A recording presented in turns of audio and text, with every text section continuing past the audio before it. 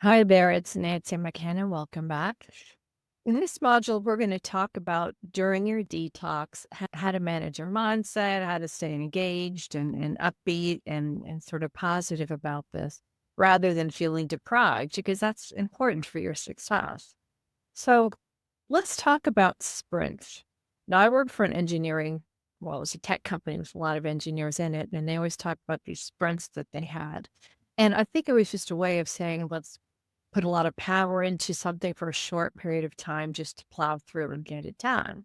So if you want to pick a sprint for yourself and say for 30 days or 90 days, you're going to do certain things, I have some ideas for you.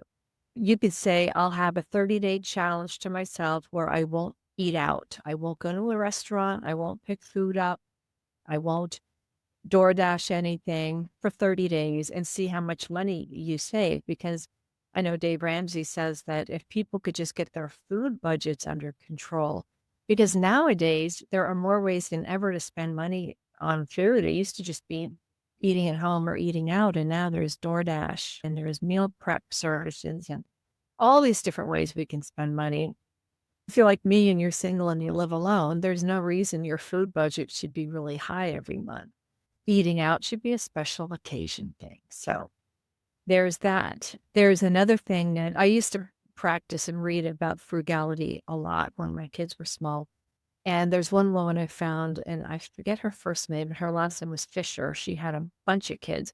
And she was talking about how when she was trying to get out of debt, she came up, well, I found her because she had a cookbook. It was called Cheat Eats. And she talked about doing a pantry challenge. That was her thing. And so for 30 days, you don't go to the grocery store at all, except for things like milk and eggs, like things that are perishable, like that. But other than that, you just challenge yourself to just eat and cook out of what you already have at home in your pantry and in the refrigerator and freezer. And if you're anything like me and you're a Costco shopper, you tend to sometimes have quite a lot of stuff out there. So yeah, just make it a challenge. Like, how can I put together meals with what I already have? Um, so that's a way you can challenge yourself.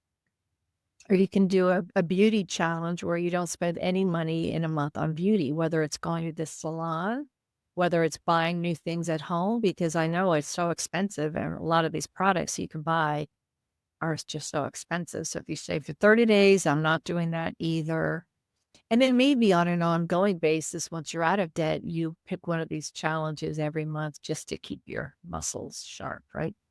Or primed or whatever muscles are. So that's just one way to sort of kind of make it fun. And maybe you gamify it where you say, okay, once I pay off either one debt or a certain amount of money, once I pay off $5,000 of debt, maybe I'll get myself a little treat. And of course, we don't want to do anything extravagant if we're still paying off other debts, but you could do something relatively small. Like I paid off that store credit card. I'm going to go out and get a nice latte and a scone or, whatever it is. I'm going to go get a pedicure. Something like that. Just a small treat and just to keep you going and so you don't feel completely deprived. And then once all the debt's paid off, you can have a bigger reward for yourself, like, I'm gonna take that cruise I've been wanting to take, or I'm gonna do that thing to my house that I've been wanting to do. So a lot of this, when you're starting out, things may seem like I will never get to the finish line, whether it's losing weight, whatever it is, it's a big challenge and only you can do it for you. No one else can help you get there. But it's hard to see the finish line from the start, but you can eat an elephant one bite at a time. Like all these things that people say, but you will see steady progress, and it is a real high, I'm telling you, to get there and to see the progress as you go.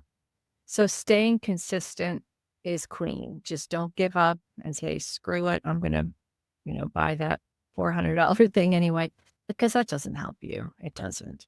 You can adjust as needed because we all know life happens. The cat has to go to the vet and the air conditioner goes out and whatever. But the thing is, you're doing this for you. You benefit from doing this.